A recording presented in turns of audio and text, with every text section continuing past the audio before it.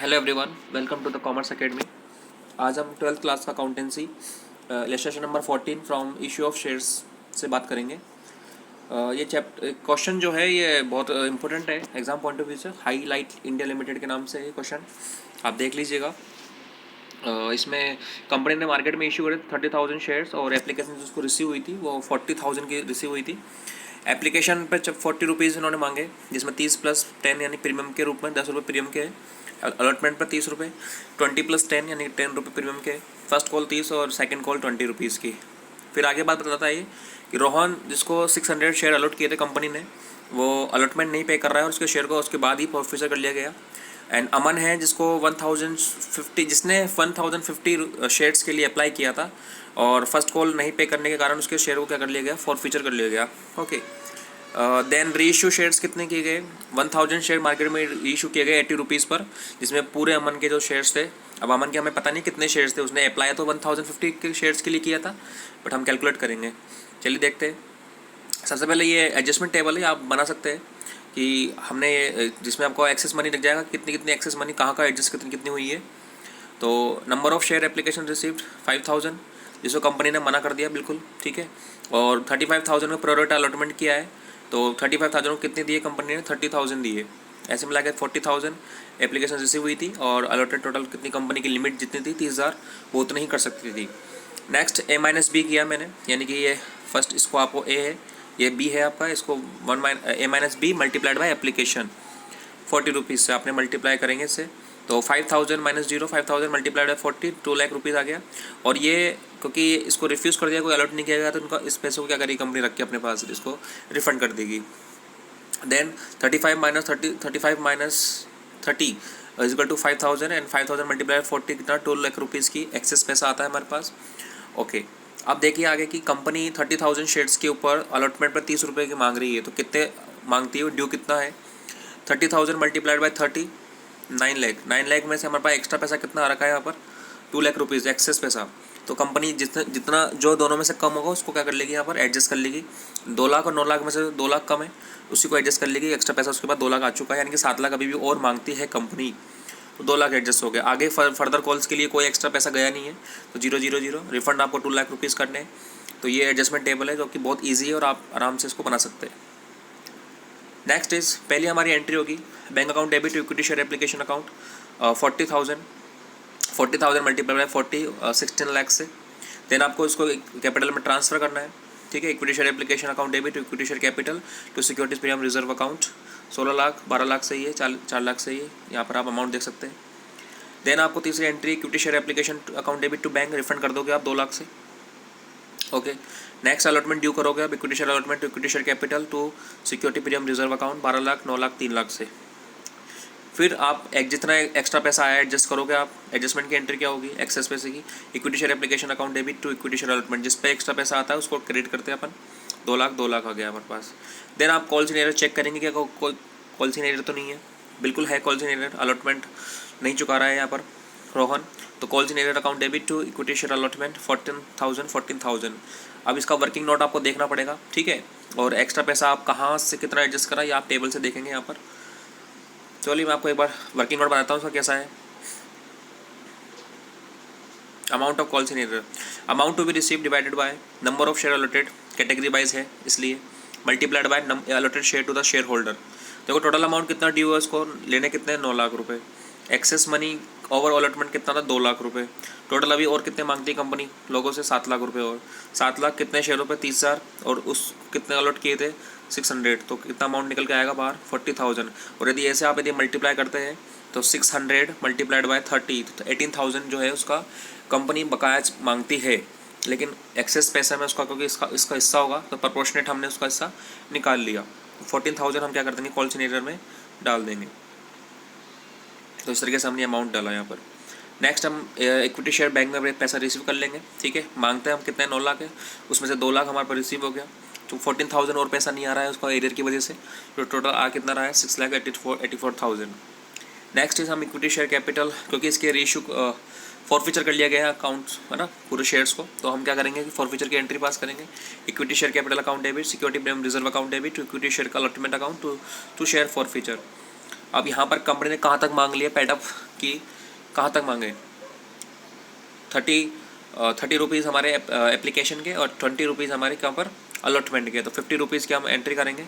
यहाँ आप देख सकते हैं कि 600 मल्टीप्लाइड बाई 50 30,000 और सिक्योरिटी प्रीमियम हमारा 10 रुपीज़ का 600 इंटू 10 6,000 और इक्विटी शेयर अलॉटमेंट में बकाया कितना था 40,000। ऐसे हमारे शेयर फॉरफीचर में जो बैलेंस जाएगा कितना जाएगा माइनस करने के बाद 22,000। Next equity share first call account debit, क्योंकि ये हमारा फॉरफीचर हो चुके हैं अलॉटमेंट के बाद, तो हम अब फर्स्ट कॉल मांगेंगे। यहाँ पे ड्यू करा हमने, first call due equity share है, first call account debit equity share capital 9 lakh से, ठीक है।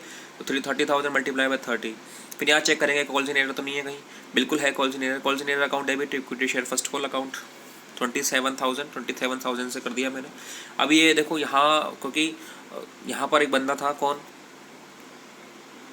आइए देखते हैं, अमन, ठीक है। अमन था जो कि जिसने 1050 शेयर्स के लिए अप्लाई किया था। तो हमें पहले इसके लिए इसके हमें शेयर निकालने पड़ेंगे। इसको अलॉट कितने किए थे कंपनी ने, कैसे निकालोगे आप, total number of share issued divided total number of share received after refuse करने के बाद, मना करने के बाद, और मल्टीप्लाई किससे करना है आपको, total number of share applied by the share holder, ठीक है।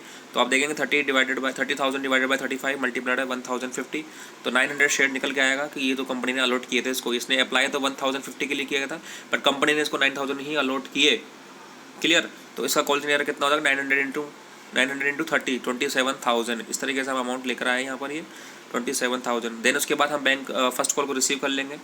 तो 9 लाख मांगते हो, 27,000 नहीं आएगा तो आएगा कितना 8,73,000।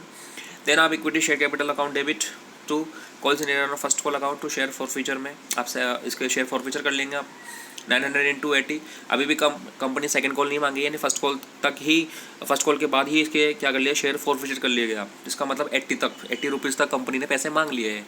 अभी 20 रुपये सेकंड कॉल के नहीं मांगे, इसलिए यहाँ 80 से मल्टीप्लाई करेंगे, ना कि 100 से।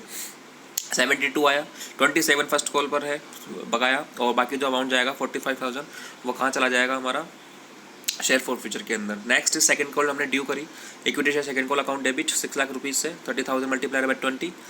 देन हम इसके क्योंकि बैंक अकाउंट सेकंड कॉल पे कोई बकाया है नहीं, किसी को ऐसा कोई है नहीं कि जो सेकंड कॉल पे नहीं कर रहा हो, सभी पे कर रहे हैं। तो बैंक अकाउंट डेबिट बैंक में सीधा रिसीव कर लेंगे 6 लाख रुपीज़ से।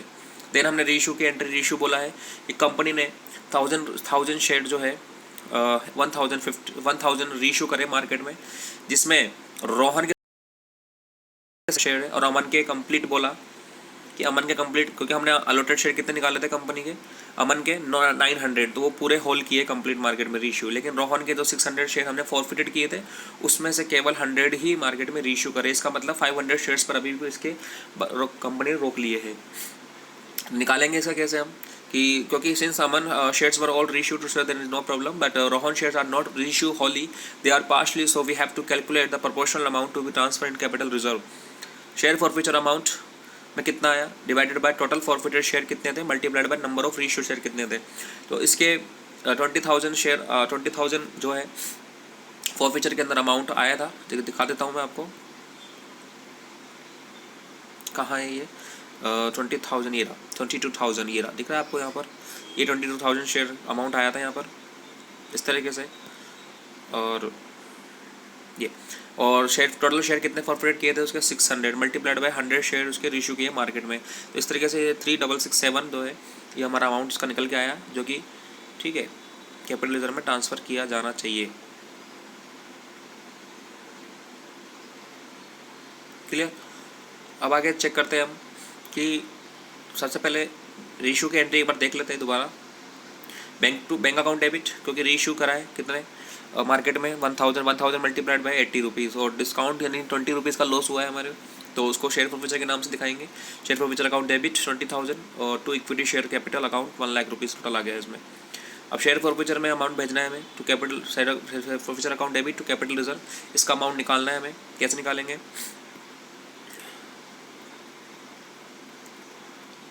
जैसे कि बता चुका है कि कंपनी ने 1000 शेयर रीइश्यू करे थे और उसमें अमन के कंप्लीट थे, लेकिन रोहन के 600 में से 100 ही शेयर रीइश्यू किए गए। तो इस तरीके से हमने अमन के कैपिटल रिजर्व में कितना जाना चाहिए, रोहन के कितना जाना चाहिए, वो हमने निकाल लिया यहाँ पे 3667, और रोहन अमन का कोई दिक्कत नहीं है, अमन के पूरे किए गए थे, तो अमन के 45,000 शेयर फॉरफीचर से हमने उठा लिए वहाँ से एंट्रीज के थ्रू। तो 45,000 प्लस 3,667 रोहन के, टोटल मिला के 48,667 रुपीज़। इसमें से लेस कर देंगे loss reissue of share on discount पे किया आपने 20,000 का, जो रीशू करने में 20 रुपये कम किया था आपने। तो ऐसे मिला के 28,000 है ना, 667 रुपये हमारे पास क्या जाएगा, इस तरीके से ट्रांसफ़र होगा कैपिटल रिजर्व में। तो ये हमने एंट्री पास करी थी यहाँ पर इस तरीके से, share forfeiture to capital reserve. ये अमाउंट मैंने चेंज नहीं किया है, 28 आएगा यहाँ पर गाइस, 2667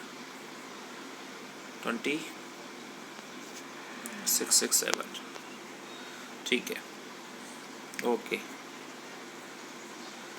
नेक्स्ट इज यही अप्रोच यदि हम बाय शेयर से निकालें,